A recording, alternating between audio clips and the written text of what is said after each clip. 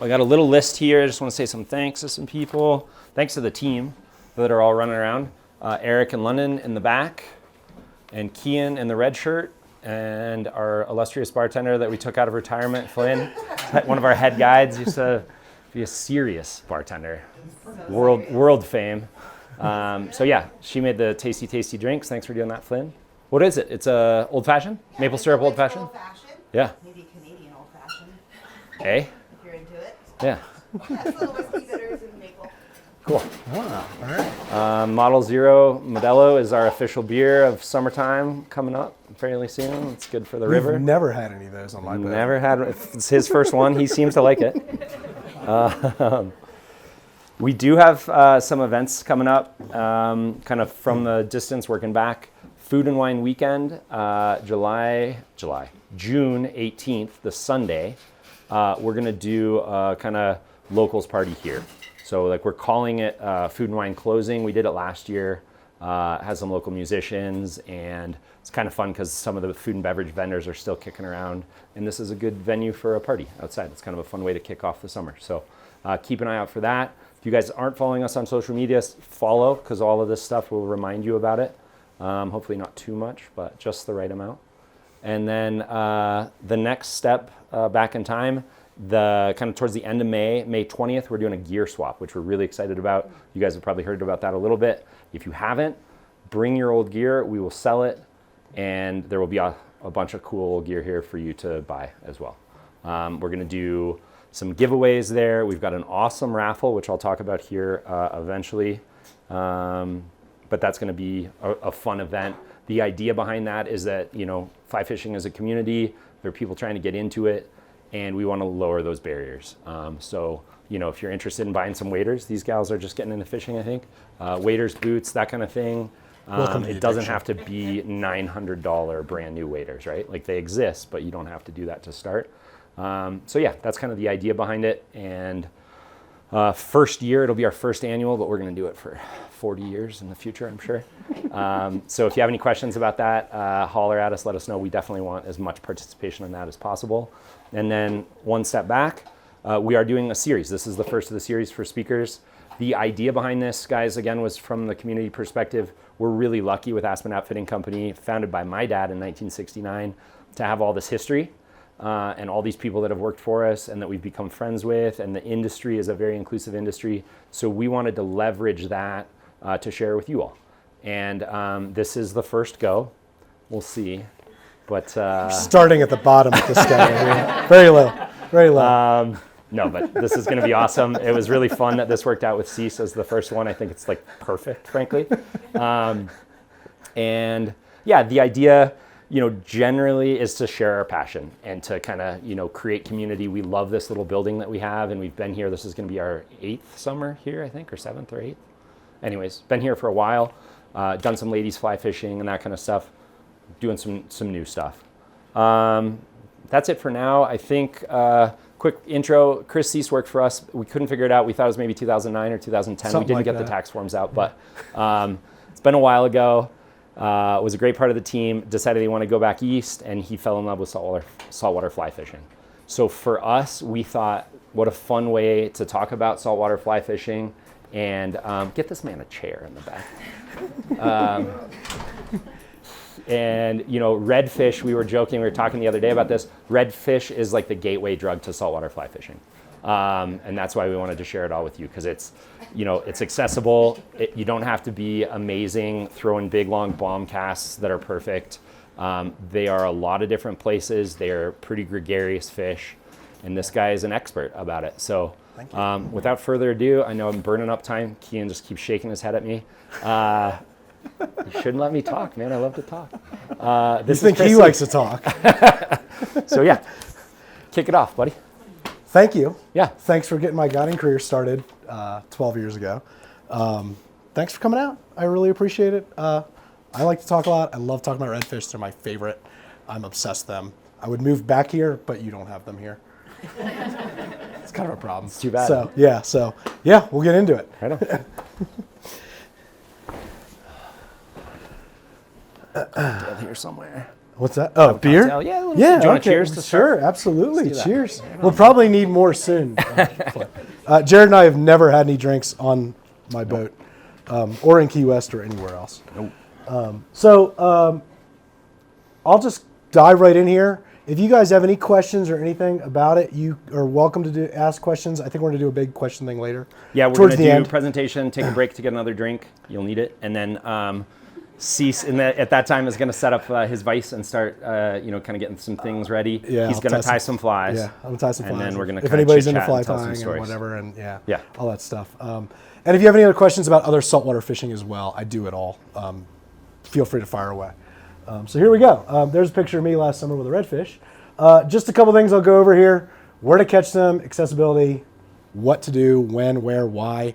And if I don't cover something and you guys have a question again, please ask. I know I will forget something. So we'll go from there. They are everywhere. I say everywhere, but most everywhere. Maryland, Texas, pretty much. And they probably go down into Mexico, but we catch them as far north as Maryland. I'm from Virginia. We catch them often in the Chesapeake Bay. Where I specialize in guiding for them is in Virginia and North Carolina. Where a lot of people think of catching them would be the low country, meaning like South Carolina, Charleston, Georgia, places like that. That's where you think about the tailing redfish that everybody wants to do. I get clients call me and go, I want to see their tail stick out of the water. And that's where you mostly go to do that, but you can catch that anywhere, basically. It just depends on the situation. Florida has a lot of fish, although I find Florida to be really hammered because there's a lot of people there. You can find them easier in some other places in Florida, but you kind of got to get off the beaten path. They're spooky, you were saying there before, right? Yeah, the spot that I fish down there is actually the Big Bend area, which is my favorite part of Florida. And they have as many fish there as North Carolina, and it's gin clear water like what we see. But you'll catch 1 out of the 80 that you see, whereas we catch 10 to 20 out of the 80 that we see or so.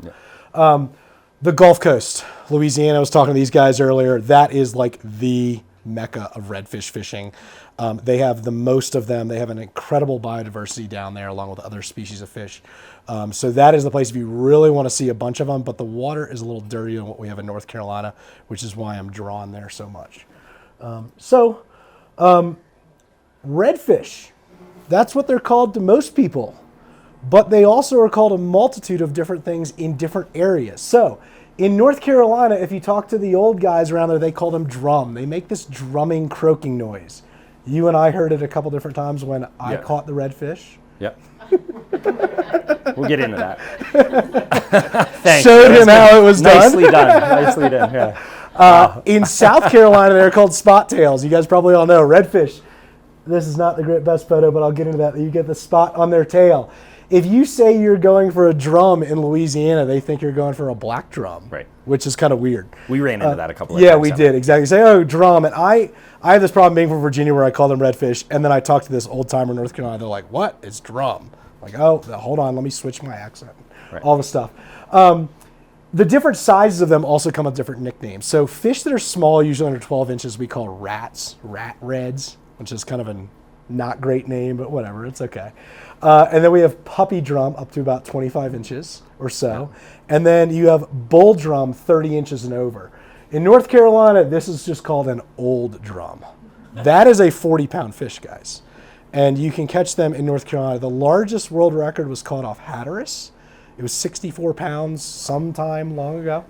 And we do have them that big in Virginia as well, where they were school on the surface and you can see them out of airplanes. They're giant orange things. It's pretty exciting when you see those guys off the beach. Hopefully I get to show you that sometime. We saw a fish close to that size in North Carolina. I was saying there. Louisiana. In Louisiana, there was a photo of you. You caught that one that was like a very big. Yeah. The really big in the bull. rain, the rainy day. In the rain, crappy day. But yeah. Look for hand sizes on those photos too, guys. There's always extended arms. If they're doing sometimes. this or whatever it is. If you guys want a pro tip on that, the best way to take a picture of a fish is in an angle like this. So your backhand looks smaller, backhand looks. These are all pretty honest photos in this. These are honest photos. Yeah. That's my good friend Natalia. She could barely hold that fish. They caught 7 that day in about an hour. Yeah. There's one that's more normal size. That's a Jarrod size right there. Why are they so much fun to catch? Because they're pretty unique. They're very aggressive and active, particularly in the summertime and warm climates. Move around a lot. Not great eyesight, which is good because they're forgiving. You can whack them on the head sometimes and they'll eat. And other times, throw the fly 2 feet in front of them and you're like, you can't see that? Are you kidding me? Like, what's going on? Yeah. The beautiful part of it is it's not like your pet trout down here that are like, oh, that's a size 18 olive midge. I'm not in the mood for olive today. No. I throw flies that are bright orange this big at them, and they're like, oh, I'll eat it. Whatever. Yeah. So it's not always that easy. I like to say, use that famous line, 60% of the time. It works all the time. Like any fly will work. It's the other 40% that it's fun that you got to figure out. Jarrod did have you put some flies in their face, and for whatever reason, they wouldn't eat that day. I put some flies on their dorsal fins as well. Yeah, they don't like that. It not was, usually landing behind and we'll chat more too about my introduction to redfish fishing. Chris was the patience of a saint. He was a good friend and didn't shout too much when I hit him in the back of the head with a fly in my cast and that kind of stuff. But we worked through it. We had a lot of fun, man. It was, it's always a blast. It's always that introduction to saltwater. Back to the mouth on the bottom. They like to eat crabs. They're kind of looking around on the bottom, but they will eat topwater. Sometimes that goes against them because they can't get their mouth up out of the water. But when they are really aggressive on topwater, they'll literally come out of the water about this much. You'll see their eyes above the water. It's pretty wild. It's really cool. So I say forgiving because you can actually catch spooked redfish pretty easily. This fish in particular was spooked by a friend of mine. And it was swimming away, and I just stripped out the line, cast out, and it still ate, even though it was like, I want out of here. Just put it in front of them and let them get it, and they'll eat it. Sims had a video out a couple of days ago or a week ago of a redfish that somebody cast out 5 times and finally hooked. They're very forgiving. They are very forgiving, which is great. Why all the spots? We mentioned the spot tail earlier. It's just like any other fish's genetic thing. They randomly will have spots like this fish in the Everglades, and then the very rarest ones are called buck naked. They don't have a spot. I have only ever caught 2. Sometimes you'll catch one with 1 spot on one side and 6 on the other. It's really cool, and they actually have fishing tournaments where they will not go by the size of the fish, but by the amount of spots that you catch. It's really cool. Yeah. I've got some holes that for some reason they've got a lot of spots in them, so if I ever enter a tournament. Well, and you were saying the other day we were chatting about it, it's locally sometimes you'll catch a brown trout and all the spots are red. Sometimes you'll catch a brown trout and it's more silvery and brown, and it's, it just depends where they are. That we'll talk about color at some point. Yeah, absolutely. Yeah. Next slide we go. If you like redfish spots as much as I do, Drum Spots on Instagram is a really, really cool account. They have all sorts of wild looking fish on there. The coloring, a lot of it has to do with age specifically. The young fish have a blue tail, and nobody really knows why this is. It's a debate we were talking about the flamingos as to whether it's something they eat or not. But you'll often find a fish that's really orange or gold or coppery, and they have this wild blue tail. About 28 inches, I find they lose that blue tail color for some reason. Don't know why, but you won't ever catch one of those big monster ones earlier with that blue tail. Also, in terms of location-wise coloring, if they are in, say, the ocean, they're often going to be much more silver. This is not a hard and fast rule, but particularly these smaller fish that move in and out of an inlet from a marsh area to an ocean side, particularly in the winter when it gets colder, the water's warmer off the beach, they will turn silver. I caught a fish last March off the coast of North Carolina that literally looked like a bonefish. And it's a redfish that has a spot on its tail. And then you go back on the inside in June and you catch them and they are almost a dark purple. They are so like that color to match the grass. So they do kind of change to blend in where they're at. The ones in Louisiana that we were fishing to, pretty dark water, turbid, off, is where the delta comes out there.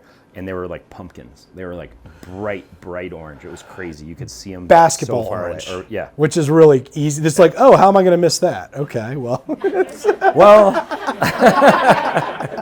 wrong side of the basketball. That's right. Yeah. I'm not going to give you that hard of a time today. Year-round opportunity to go against what I said earlier. This was an ocean fish. It's bright orange, but not a hard and fast rule. You can catch them year-round.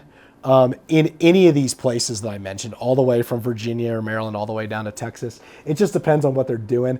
The younger fish like to spend their time inside the marshes, and then as it gets cold, below usually about the 60-degree temp, maybe a little less, they will go out to the ocean where generally it's warmer. In North Carolina, the ocean never gets below 60. Surprisingly, it'll be January. Like Gulf Stream. This fish, Yeah. this fish was caught in mid-December. Wow. Off the beach about a mile. And that was one of the biggest ones I've ever had a client catch. I'm holding it because she refused to hold it. It was too big. She's like 15 years old or something. So inside versus outside, you're going to fish inside a marsh or outside, depending on the situation. And of course, there are winter marsh fisheries like Louisiana. You can fish in the marsh. Right. It just depends on where you're at, what's going on. It's hard for me to say a specific hard and fast rule. How are you going to fish for them? You can book a guide, one of Jarrod's awesome guides. You can book me. You can fish out of a kayak or stand-up paddleboard. I first learned to do this on a kayak, and I highly recommend it. It is awesome to fish them in a kayak. It is challenging, but you can access some areas you can't get to on foot. And it's really, really fun to actually get towed on what's called a redneck sleigh ride, where you hook about a 30-incher, and he's like, I'm going that way, and you're like, okay, I ought to stop it, and you start going with him. You can also, if you have your own boat, of course, you can find them waiting, particularly along the beach, but sometimes in these areas you can find them waiting. The issue with waiting is, particularly if you're fishing a marshy area, is how muddy it's going to be and whether the bottom is firm enough. A hard and fast rule for fishing in marshy areas, if you're in an area with some grass, is the shorter the grass, the harder the bottom is. I've had some clients that don't believe me, and then I have to pull them out of the mud when their leg is up to their, or the mud's up to their leg. Remember when we did that? I remember you lost a shoe somewhere. I did. There's a croc in Louisiana that's 3 feet down that never came back. I stepped out somewhere where I thought it would be hard, and it was not. I just want to reference guiding, having been a guide now for 12, 13 years. It is the easiest way to find fish and help that learning curve. One thing that's super, super important, like I was just talking to these guys, is the expectations you want to have. What do you want to do that day? Do you want to go find fish? Do you want to learn to dry fly fish if you're doing it here? Right. Talking all that stuff out, a lot of the guides here know a lot of what that is. And baselining your communication. Hey, Jarrod, 12 o'clock's the front of the boat, not that way. That's 9. If you're out on a flats boat, if you look at the point of a boat like this, 12 is directly off, 9, 3, like a clock. The guide is at 6. You don't want to cast back at 6 with your back cast. He is really good at that. I'm aware of jumping around and dodging all that stuff. Like ducking around the, try not to fall off the pulling platform.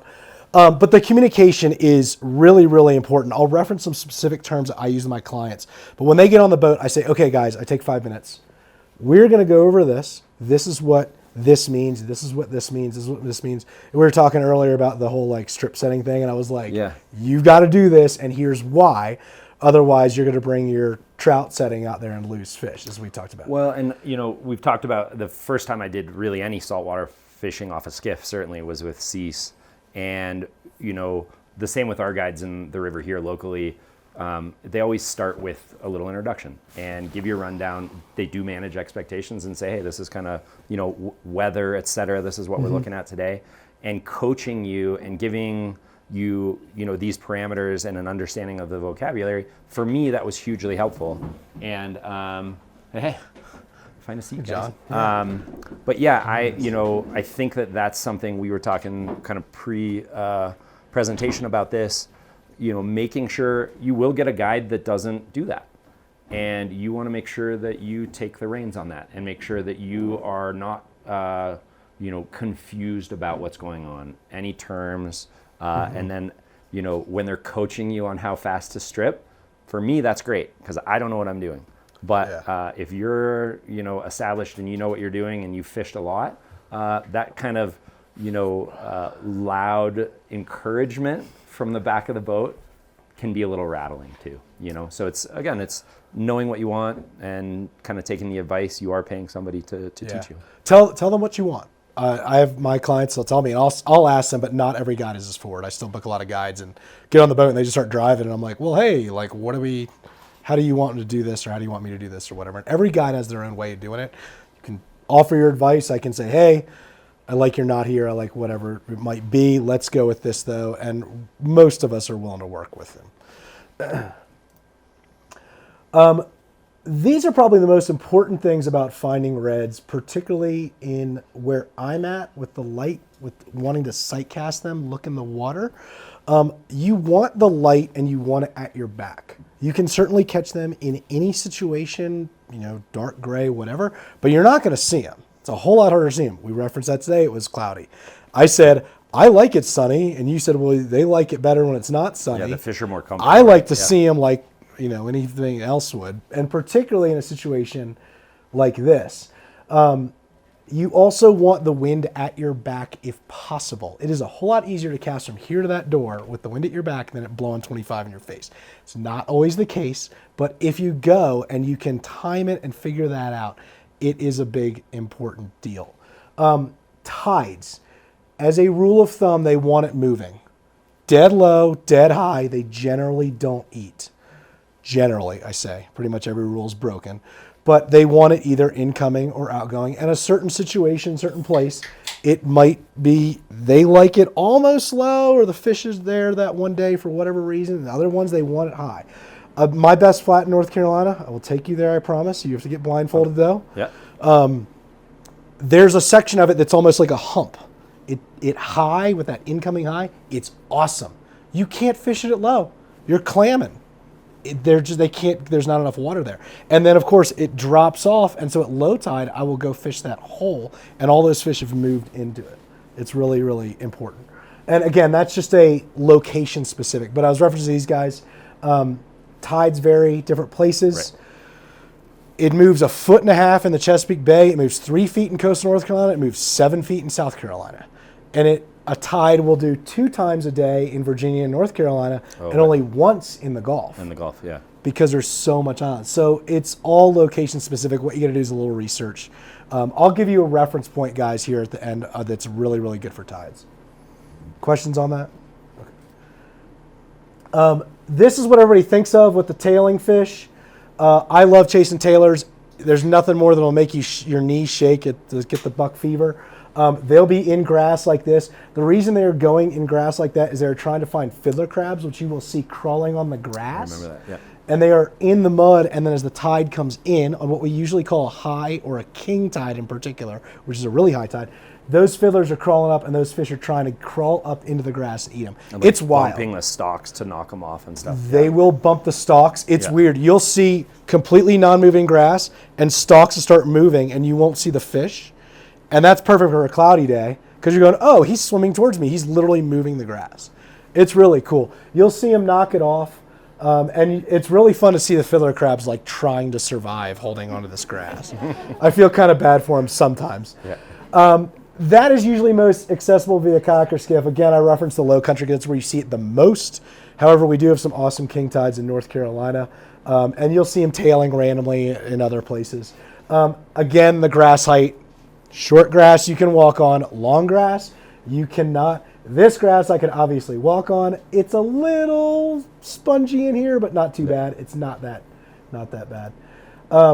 This is what I do mostly in coastal North Carolina. They are on grass flats as deep as your waist all the way to your mid shins, and they are cruising and swimming around. And this is what I absolutely love. I find them a little bit easier to catch than the tailors because the tailors have their nose down. They're focused on that one thing, and a fly that might go past their head, remember their eyesight, won't be seen all the time.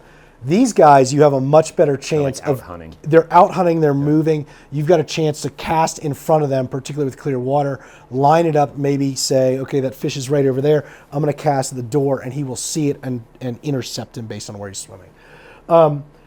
I tend to focus specifically on grass flats and oyster bars. Redfish love oysters. There's a lot of things that live in oysters. There's a lot of things that live in the grass.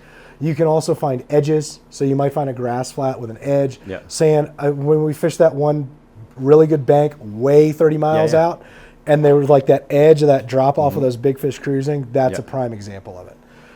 And then towards, I think, the end of that island, it like had a drop off. You would find that as well that they'll hang out on. Just like anywhere else in fishing. Fish love an edge or a change. Google Earth and Navionics, which is an app, are your friends for helping find you these places if you're willing to try to find it. For $15, Navionics is the best app I've ever used. It shows you wind, tides, what it's doing. I have a buddy who's a master captain, sailed all over the world. He said, I just did it on my iPhone with Navionics app for $15 a year. I look at Navionics app 25 times a day when I'm out on the water. Won't do you any good here, but out on the salt water. It might tell you wind here, maybe. This is what they look like in the water. Obviously, I've hooked that fish and I'm reaching to grab him, but that's what we see in coastal North Carolina. That is probably knee-deep water, and that fish is in the mid-20s or so. So clear, huh? Yeah, it's very, very clear. And you can see them from far away, and then sometimes they're sitting in the grass and they pop up right at your feet. A reference to you guys, sometimes you just throw your fly at them, you don't even cast. You can drop it on their head if they don't spook. And sometimes you're like, why didn't you spook? You're literally bumped into the boat. And other times, they do that. But how are they acting? A happy redfish is one that is kind of lazily moving along swimming. And when I see fish doing that, chances are he will probably eat. If you see a fish sitting completely still, he might be asleep. Yes, you can bounce it on their head that time, and they will sometimes wake up and eat it, other times not, but you will see them sleeping at times. Oftentimes they're kind of buried down in the grass, but you really want them kind of lazily moving. If they are schooled up, or you see them in pairs, 2, 3, 4, that is really, really good, because oftentimes they will suddenly compete for food that you throw the fly at them. I love casting at singles, but if you see a double or a triple or more, it's like that one thinks that one's going to eat it and he wants to race to it. And especially if they are swimming along in this lazy motion, which usually they're doing in schools. If they stiffen up, as I say, where their fins go out and they don't move, and they move really quick with what even doesn't even look like a kick of the tail, you've spooked them. Then you got to hope that you've got that 20% chance you can still hook a spooked fish. But sometimes it happens, sometimes not. It's always worth throwing a cast at them anyways in front of them, even if they're spooked. But you can really learn their behavior just by watching them over a couple days and see what they do. It's fun to see the body language. It's amazing how you can, it doesn't take long. You're like, oh yeah, I messed that up. Do you guys know how trout do that around here? Yeah. I spooked a really big one in the gunny the other day, and he suddenly just went boom. It's almost like they don't even move their tail. It's very similar type thing. What do you look for? So, potholes in grass, moving along the grass. The areas I fish are actually just huge, huge grass flats. Anybody who's fished Texas knows it's similar with lots of potholes. You can cast in those potholes. You can see them, if it's shallow enough, push underneath the surface of the water. One thing to watch out for, and there's a guide in Louisiana that said he was going to put on his shirt, it's just a mullet, dude. There's a fish called a mullet, which is a bait fish that's all over. They swim just under the surface, and they're anywhere from this big, which is called a finger mullet, to about this big, and they make a V. And it is amazing how many clients see it and they get excited. I love that they see it. I love that they want to make a cast to it. But if it's making a V on the surface, it's just a mullet. It's not a redfish. A redfish will make a move on the surface, like if you put your fist under the water and you're in a pool and you move, and it's like a bulge almost. Right. And you'll see it. And generally, if you see that bulge, that fish is actually in front of it. There's a delay in that movement. So you would cast a little bit in front of it, a couple feet or so, and hopefully push it. You can also look for bait. If you see jumping shrimp on a bank, which we see a lot in North Carolina, you know there are redfish around, or something else has spooked those fish. Oftentimes, if I see that, particularly in the fall, it's awesome to cast at them. Throw top water. I don't know if did we see any shrimp? We, remember it wasn't shrimp, it was crabs, and it was the sheep's head that were pushing those crabs up on the bank. Yeah, that's right. They'll push them up. And so it's different species, but same thing. They don't want to get eaten by a redfish or a sheep's head or anything else. Yeah. I will reference They Move. There's a very good guide in North Carolina that I learned the line from. They have tails and no homes. One day they're in one creek and there's a million of them in there, and the next day you go back because you've promised your client the world and there's nothing. Right. And for whatever reason they might move because of anything. That is one of the prime reasons I love saltwater fishing, and the reason it's more difficult than, say, trout in a river. The trout can only go up and down, and for the most part they stay in a specific section. This guy might be 1 mile one day and 1 mile the next, and they will move that far. Generally, they don't move super, super far, but they will move a specific distance, just depending on what's going on. I would be remiss if I didn't reference rays. This is an extremely rare albino ray. I saw him for about 5 years in a row. I hope he didn't get eaten by a shark. I haven't seen him in a couple of years. But an Aquarius told me that's an extremely rare one. I took this picture and wanted it so it's easy for you guys to see. But a ray is generally going to be gray color. And they actually have a similar color to a redfish. If you see a ray, and we saw rays, you cast to it. Redfish love to follow rays. And I'm not referring to what you would think of would be a mini manta ray or a cow nose ray, as we call them, stingrays. It's great casting practice for the clients. They can go ahead and put the cast there on the ray, and the red may not be there or not, or you might not see them, but they will follow behind because those rays are kicking up shrimp and crabs and the like. If the ray is what we call mudding, much like what bonefish do, is where they're kicking up the mud, I've had clients cast into a just big blob of mud that a ray did, and reds are right there and they hook them. It is extremely rare that if you see a red on a ray that you will not catch him. And just throw it on top of the ray, couple twitches, the fly doesn't matter. That fish is on that ray to eat. And the bigger the ray, the better. You will see them on dinner plate size rays. That ray right there is probably about this big. I've seen them as big as the hood of my pickup truck. And I'm talking huge. And you'll see 3, 4, 5, 6 fish on it. Following along. Yeah, it's awesome. Yep. If you see rays, cast to them. Your presentation here. What's your water clarity looking like? This is important. If it's dirty water, you can get a closer shot to them. Still lead the fish, not the dorsal.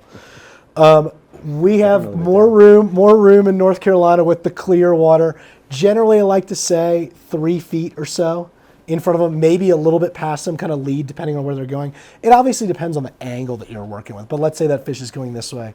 You want to lead them in front of them a little bit. Yep. I do have fish sometimes that will turn. It just depends on their mood, like anything else. Turn it around, and a fly might not be in front to the side. They'll eat it. It just depends. But if you can get it in front of them, for the most part, they will see it depending on their eyesight, depending on the water clarity. Again, I referenced reading the fish earlier. What's he looking like? What's he doing? Accuracy is key, guys. Everybody wants to be a hero and throw at 90 feet. You only need to cast at 10 to 40 feet. And I've caught a whole lot of fish by throwing my fly at them with my hand. They will just swim up and you're like, oh, all right, well, I put this rod up in the air. He might notice that spook. I'm going to go like this and drop it right in front of him and he eats. Now, the problem there is the hook set, of course, because you're holding the rod out like this and the fish eats it like that. I'll get to that here in a second. But that can show you how close they are. I was talking to these guys earlier. The line I use is a Rio Redfish line. Mm-hmm. It changes from blue to tan at 37 feet of the head. I tell my clients, don't strip it past the blue. I don't know if I told that to you or not. I remember that. And of course, there are exceptions to the rule when we were trying to make those hero casts, that super big fish, we just couldn't reach him. But yeah, for the most part, you don't have to cast very far to him. And again, you want to lead the fish. This is where I reference that talking to your guide and figuring out what exactly they mean when they are teaching you through the actual or talking you through the process of catching that fish. A bump, a strip, and a slide are the ways that I tell my clients to fish. Somebody else, another guide, might tell you differently, but a bump I refer to just a little 3 to 4 inch strip. Bump, bump, bump. And the cadence at which I say it is really key. So bump, bump, bump, bump, bump, fast, or bump, bump, bump. A strip is your standard 6, 8, 10 inches strip, and you can ask what it means. A slide, which we do a lot with these tailors when they're moving in between tailing spots, they'll tip down and they'll go. We found out this summer, me and my buddy were doing like hardcore tailor fishing. We would cast in front of these fish and they would tip down, start moving, and we would just slide the fly right in front of them, and they would eat it in between the spots they were tailing. So that long, slow, they didn't want it twitched or anything. You just wanted to just slowly pull it in front of them. Andy Mill, Aspen Local, talks about the slide for tarpon fishing. Right. Strip set. Everybody here probably likes to do this. I like to do this. I'll just show you guys exactly what you should do. It's the Echo Youth redfish fly rod. I could still catch a redfish on it, maybe. need a better reel. You would make your cast over there to the fish. When you make that cast to land the fly in the water, I want the rod tip down in the water. I don't want it up a foot. I don't want it up 2 feet. I want it in the water. The reason is when you are stripping that fly in, you want direct connection to the fly, which that means that line needs to be in the water. If it's up like this, it's going to jump, and the line jumps, and it doesn't move as much. Particularly if Mr. Redfish eats, and you're jumping the line. Don't worry, Jarrod doesn't do this. He's actually good at this. You will actually move the fly every inch that you move. And you have to point the rod at the fish. You referenced that with the guy you just did at snook fishing or whatever. Yeah. It needs to be at him or at the fly, direct line. You're not pulling it to the side, doing this. Sim's just put out a video of a guy that keeps losing redfish because he's like this with the rod to the side. That rod flexes when you go to set the hook, and the redfish has a mouth like a lacrosse ball. You got to jam it in there. And so when he eats, and your guide's like me, yells, he ate it, he ate it, he ate, strip set, whatever I end up yelling. Blah. Sometimes, that happens a lot too. I'm just as excited as the angler. Sometimes it's curse words. It's back like this. Jam them, guys, and you won't lose that fish. If you do this, I promise you, you'll hook him for 2 seconds, and then he's going to turn around and he's going to spit it out and swim off. Jam them. The other thing you can do is if you really want to get in it, you can go back both like this. I don't recommend doing that. It's not the way I do it. I don't lose fish if I get them like this. So you'll make that cast, land it. I like to, when I make my final forward cast, turn my hand like this into a circle so the line shoots out. I'm not going to drop it or anything like that. As the fly is landing, if I have it in a circle, I can immediately place that line over my line finger. And I'm ready to go as soon as that fly lands in front of that fish. Start stripping. You're stripping in between your finger and your body, not this, which is a common mistake and a big no-no, because you'll hook him and then miss it and go all over. He ate. I jam him, and then I'm going to turn my finger back in that circle again, release the line, and I'm going to let him run. I'm going to hold it out like this. That line goes in through my finger, out. You can then get them on the reel and play them on the reel. That's really fun. Everybody likes playing fish on a reel. You just got to be careful because he's usually going 50, 60 yards that way. And then this thing is spinning backwards. For the most part, they're going to make about 3 runs. He'll slow down. Guide will say, okay, you can reel him in, but be ready to let go when he makes that second surge. Each run will be about half the distance of the last, depending on how he's feeling. Questions on that, because that's super important. That's how clients lose most of these fish, is they do this, they pull to the side, they do whatever. Jam them like this. Cool? Nobody will ever trout set ever again. Perfect. I'll be the one that's strip setting on trout tomorrow. That's losing them. I feel like I've seen you trout set maybe too. You will go redfish fishing for 10 years and you'll still trout set. Yeah. Trust me. It's because I did so much trout setting out here a long time ago. The gear.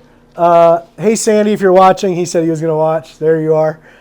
This is my bartender buddy in North Carolina. A 7 or 9 weight rod. I like a 7 if it's really, really low wind. 9 weight, Louisiana. An 8 is an all around. You can do it everywhere. It's good to go. Saltwater reel, dealer's choice, whatever you guys want to pick. I wouldn't recommend this. They are going to make a run. A lot of people talk backing and say they want 200, 300 yards of backing. I've never had a redfish take over 100 yards. They're not going to do it. And I'm talking the big ones. You'll see some backing, but you don't need more than 150, I don't think. Floating lines, again, dealer's choice. I like the Rio Redfish line, the summer one, a lot. It's just my favorite one. I cast the best that way. Do you find people have a prep, like you'll find? Oh, totally. I was just on a forum and everybody goes, what's your favorite redfish saltwater line? And literally 20 people had 20 different lines. Yeah. And then they were all arguing over it. I was like, I'm leaving this. This is stupid. Yeah. Like, just go with what you're comfortable. I don't care if the guy shows up the real redfish line. Yeah. I just want you to be accurate. You know. Yeah. 7 to 9 foot leader, and I get a lot of questions on saltwater leaders. I put in here 40, 30, 20, and 5-2-2. What that means is 40-pound test, 30-pound test, and 20-pound test. You can saltwater fish with that leader setup at 9 feet long pretty much anywhere in the world. If you want to make it a little longer, add something smaller, go ahead and add it on there. But I say 5-2-2. That is 5 feet of the butt section, which would be 40-pound test, 2 feet of 30, and 2 feet of 20. That is super, super easy to make it. You do a perfection loop at the end, blood knot, and I like to do a loop knot to my fly. Everybody know what a loop knot is? Blood knot? You can fish all over the world with a perfection loop, a blood knot, and a loop knot. So that is really easy. If you guys want, I've got some stuff. I'll tie one here for you guys if you want to see me do it. Flies. Everybody loves flies. I've got boxes of flies over here they can check out. You're imitating shrimp, crabs, and bait fish with reds. I have heard of a guy that ties needlefish flies for reds for South Carolina, which was super unique. I'd never heard of that before. But if it's shrimpy, crabby looking, they'll eat it.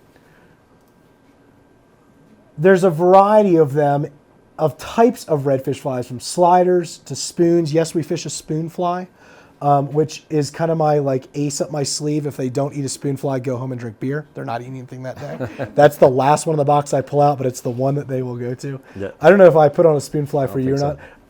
I was trying to, make sure you didn't catch one, I guess. Purist. We're purists. Well, or that, yeah. Yeah. I like to throw a lot of crab and sliders. I like to fish the middle of the water column for these cruising fish. Sometimes the grass is so deep that your heavy lead-eye fly gets in it and they won't see it. You can also throw streamers. I've been playing with some shrimp streamers where you're actually like popping it under the surface and it really gets them going because that's how the shrimp act. It's kind of a fun, different way to do it. So I've got a bunch of flies you guys can check out today, and we're also doing a giveaway. Yes. At the end here, somebody gets 6 of my flies. Other species. Look, Jarrod caught a fish. And mad props to Jarrod because that is a sheep's head, which are about as hard to catch as permit. It's very they nice. are extremely hard to catch. They have teeth like humans. You can look them up. They're really awesome. Super weird. Jarrod caught this little one. I have the unofficial world record, and no, I am not BSing, at 15 pounds. Big one. Yeah, it was a really big one. You can also catch speckled trout, flounder, all these other species. We catch sharks on flats all the time. We're in North Carolina. You can catch them other places too. Yeah. It's really cool to see a shark on the flat. There won't be redfish around, I can promise you. But you put on a big shark fly with an 11 weight and see what happens. It's a lot of fun. If they're on the flat, they will feed. It's really cool. But sheep's head are great because they are extremely difficult to catch.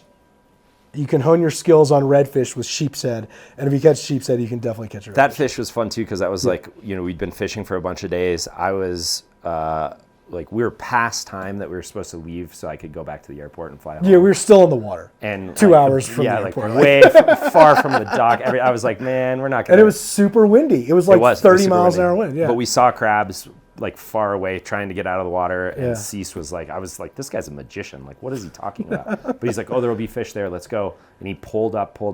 And we had a couple of shots. Yeah. And eventually I hooked that fish and didn't screw it up and landed it. And it was like when we went to take the fly out, it was hooked like perfectly through the top of the mouth. Yeah. And their mouths are super hard. You should Google photos. They look like human teeth. It's the weirdest thing in the world. It's creepy. And I kind of was like, ah. And he was like, no, that's awesome. These are cool fish. And I was like, I don't know.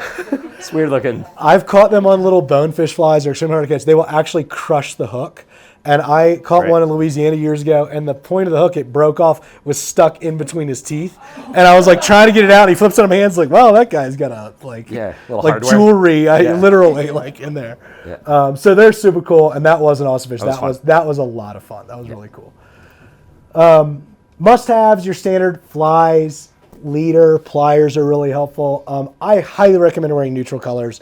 It's a lot like here. You don't want to go out wearing bright pink on the river, or when like Sean Groover used to be like, dude, go change your shirt, to like the guy in the Livestrong, like would tell them to go back in because they're wearing a yellow Livestrong shirt or whatever.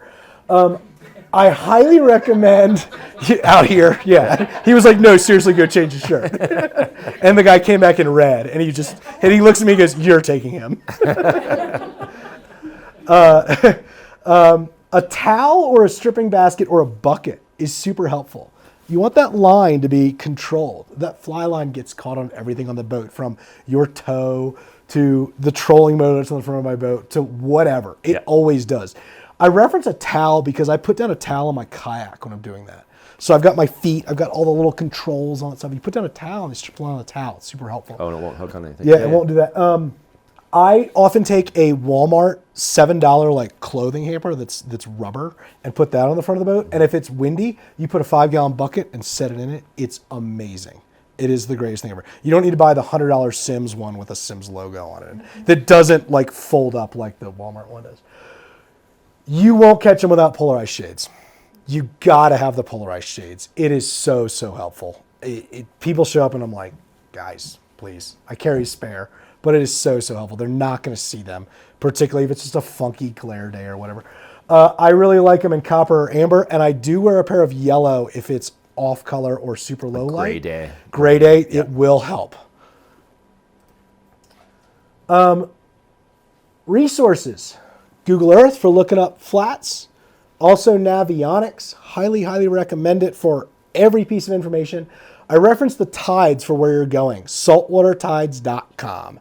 And then I use that in conjunction with Navionics. So I'll figure it out, go, okay, I'm going to Drum Inlet in North Carolina. What's the tide that day?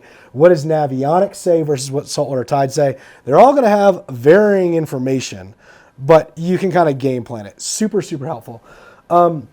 Wind is huge. I use Wind Alert a ton. That's just my favorite app. Everybody has their own favorite wind app, it seems like, out on the water. So that's really helpful. If you want to reach me, you can reach me at nottherealworld.com. Also, my Instagram is at nottherealworld. And for anybody that's coming here, 10% off if you want to book a guide trip with me. You got to come all the way to North Carolina. There you go. But I'll help you out a little bit with that. Right. I'll hold him to that too. Any questions for Marv from the Wet Bandits? I'm going to start. That's not a redfish. That's not a redfish. No, he thought it was a redfish, but That's a good photo. So we just briefly, I'm jumping to the front of the line as far as questions go, but you said, no preference. Well, you have a preference as far as like Rio redfish line, Yeah. you like that. Yeah. I know you mentioned the leader material that you like. I just use the trick fish one, which is like available everywhere. Yeah. And I go mono, and then fluoro. Right. The stuff we've got right here, you just got fluoro, here locally is all fluoro, which is fine. Fluoro sinks more. For whatever reason, I just always use that. It's never failed me. Any other brand loyalties? I was looking, you are wearing Smith sunglasses sometimes. You are wearing Costa Del Mar's. So Controversial, Siess. Yeah, it is very controversial. The Smiths are more comfortable. The lenses are slightly better for the Costas. Okay. And I do use both. They've both tried to sell me and get me to do whatever. It just so happens I go, okay, I'll play the game and get a cheaper price on whatever. Back and forth, yeah. I'm not super brand loyal. I don't go out and buy $900 Sage rods. And I'm lucky enough that being a guide, they'll give you the discounts, as everybody's probably aware of. My latest favorite redfish rod is an 8-weight TFO that they discontinued. It was $150. It's the mangrove. And the guy's like, it's $150. I'm like, all right. And I picked it up and I cast it. I was like, this is the most accurate 40-foot rod I've got. And do you find that the way people cast, somebody will cast a certain rod better just because of the way that they cast and that kind of stuff yes. too? Yeah. And it's super interesting to me. I do a lot of casting lessons in Virginia. I have a ton of beginners. One of my biggest things I do is teach people it's probably 3 times a week people are booking casting lessons. It's interesting to see what lines paired with different rods work differently because of all the different actions and whatnot. And of course, lines are different now these days. A Rio like front taper line, they call it an 8, is more like a 10. And there's half heavy lines. And You got to kind of figure it out, unfortunately. But you can go to fly shops, and oftentimes they'll let you test it out. But get comfortable with what you want, like it, and kind of stick with it. I experiment with it all, but I find that I've got a certain few brands and rods. I really like a Colton, which is this tiny rod company out of Pennsylvania. They're inexpensive rods, like $180. For some reason, that is the rod that I always hand to everybody as 7-weight to learn to cast, and they love it. And I pair it with the Rio Redfish line. And last thing, and then I'll turn it over. Any superstitions? Any thing? Everybody knows no bananas on boats and all that shenanigans. Bananas. Don't talk about bananas. Don't think about bananas. Don't. Any or like either or superstitions or any brands that you are absolutely like avoid that at all costs. It's cursed. Not really cursed. Orvis other than Chevy trucks. My truck is broken down right now. It has been for 6 days. I'm the biggest Chevy guy ever. Jarrod came to rescue me from Delta, Colorado. I don't recommend sleeping in the Safeway parking lot for 5 nights to do it. I didn't start doing any drugs or anything like everybody else in town. He looked pretty good when I picked him up. Yeah. No, I was working the whole time, thankfully, in my trailer. But No, I make fun of Orvis because they keep telling me it's the most accurate rod in the world, and then I take my $180 Colton and I cast bet on the guy with the Orvis $1,000 Helios. Not really. A lot of people come to me and they show up with, they want to get into fly fishing, they buy the like Piscifun Chinese Amazon crap, and I'm like, they're like, well, it's cheap, and I'm like, buy a Reddington startup. Buy one of these startup rods. Get something that like is a fly fishing company. It's not made. It still might be made in Korea because half of it is. A lot of them are. But like it's a fly fishing company. Spend the money, support the local fly shop, than just buying the junk. Jeff Bezos has enough money already. Yeah, on Amazon. Like it's just that's the one thing that I tell a lot of people and go whatever. And like Colton only sells direct. That's why I love supporting that guy. I mean, he's great. He's going right in his pocket. Yeah, and local fly shops are good too. Local fly shops are good too. Yeah, highly recommend that. Yeah. I got lots of I got lots of gear from around. Aspen Outfitting, yeah. Okay, we'll do a couple questions. So you talk about tides and all that. What about the moon? Like full moon, new moon? So I'm going to repeat it just in case we are videoing, in case they couldn't hear. Asked about the moon. Yeah. And how that plays in kind of along the line of tides. Fantastic question. The moon will play a huge role in what the tides do. And again, it's a situational, what is it doing at that place? It might make the tide super low, super high, just depending on what it's doing. The fish tend to eat less on a full moon, I find. Tend to. Again, not breaking a hard rule or making a hard rule because it'll change or whatever. But like anywhere else, if you have the light, the brown trout here on a full moon, which I do think we have tonight or was last night. Last night, yep. They're like, oh, well, I can eat now and not during the day, and I don't have to worry about Mr. Bald Eagle plucking me out of the water. Yeah. Same type thing. There's a really interesting fish called a muskellunge, which is the fish's 10,000 casts. It's very hard to catch. They love a full moon during the day. For some reason, I see the most fish muskie caught on a full moon. That is the one that, if I'm going muskie fishing, which is rare, I will go fish them on a full moon. So it's kind of an offset because with a full moon you've got a higher tide, but you've got more water moving. But the light means they might be feeding. Yeah, it totally is. It will if the full moon is making a big king tide, great tailor fishing. If you've got tailor fishing, you can find where those fish will be tailing. It will make that tailor fishing exceptionally good. And wind also plays a massive role in tides, guys. We'll have a tide that you're like, oh, this is going to be pretty big, and it's literally in everybody's yards because there was an stacked up wind coming and it's blowing it all in. And then the next day, it doesn't leave. And you're like, whoa, this is supposed to be low, and it's still like a medium or high. It's situational, but the moon definitely plays a role, and each guide will have his own thoughts on it. I find them, they don't tend to eat as well. It doesn't stop me from going fishing for them, though. One more question. I'm looking at the time guy in the back. Couple We're more. good?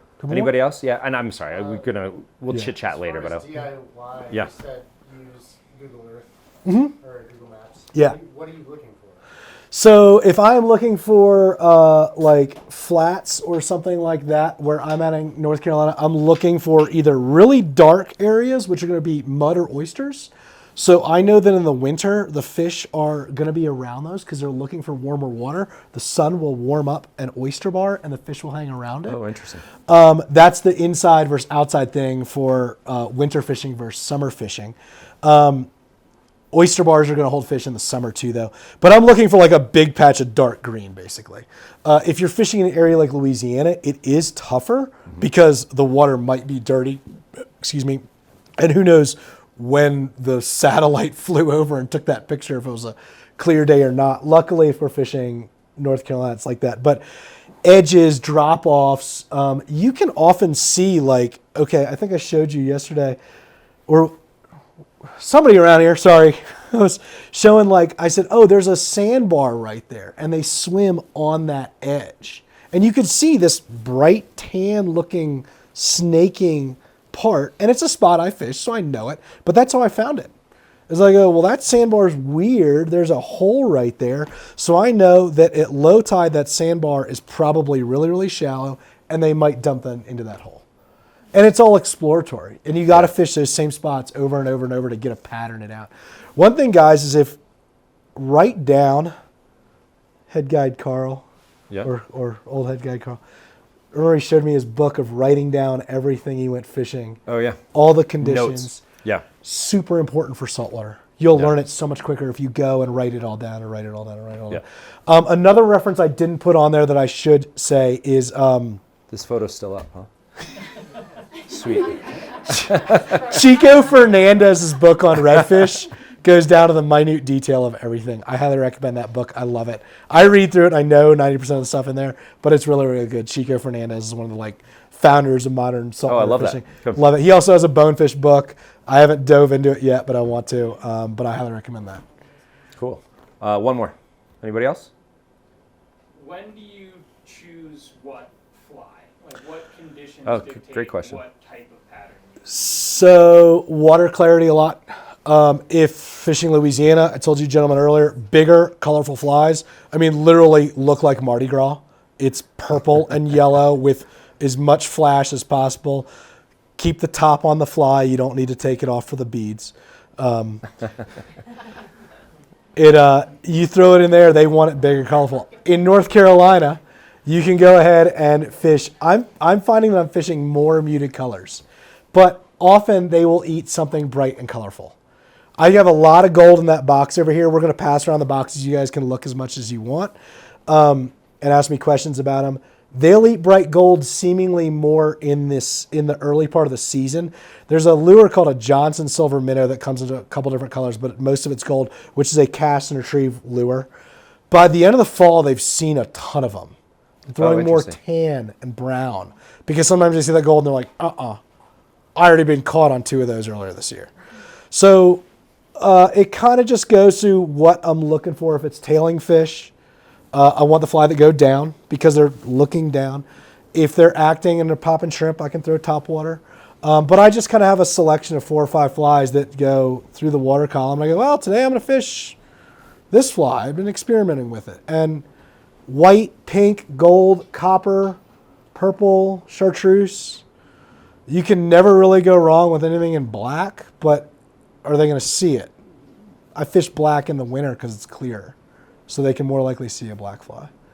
Does that answer that, kind of? Yeah, in terms of crabs, shrimp, So in the fall you have a lot of shrimp and mullet that move in.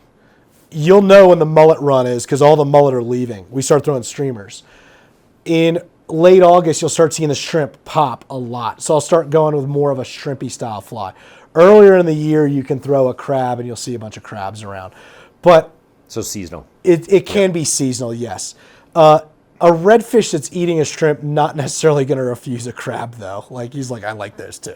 Again, it's that 60% of the time it works all the time. That's why we like redfish. Yeah, I mean, they'll eat a lot of that stuff. But it's weird, the tailing flats we have in Carolina on these specific creeks, we actually were throwing more shrimp flies in the fall because we were seeing shrimp popping. And it worked, so we didn't switch. Yeah. If that helps answer Sounds like the question. fishing to me. Yeah, it's right? it's what's Try around, what's around. Yeah, throw it in. Yeah. I mean, I can tell you that, you want to know, and I can tell you what I think it's going to be. But I'll have my days where they sometimes won't eat. Yeah. I still have days where every redfish in the creek will swim up, put his nose on it, and then turn around. I'm like, Yeah. And I had a client came all the way from Virginia for one day. This guy can cast the best of them. Puts every fly we have in the box on their nose, and they push it with their nose and won't eat it. And he looks at me. He's like, "What the hell?" I go, "Dude, I don't know. What did you do? I took you to my creek, they were there, yeah." So, any other questions? We'll wrap it up for now. Okay. Grab another drink. We're gonna set up some tying stuff for Siess here, and it's fun. He is noted. He's well known as well, I know some freshwater stuff like big pike and musky flies, but a lot of saltwater flies. And I've watched him tie a lot of flies over the years, but it's fun. We're going to share that with you as well, okay? Yeah. And I'm happy to answer more questions you guys have. And we can get a little more chit-chatty this next Thank you, by the way. I really appreciate y'all coming in. Yeah. We'll go to this. You guys want to keep looking at ugly Jarrod's picture? That guy's handsome.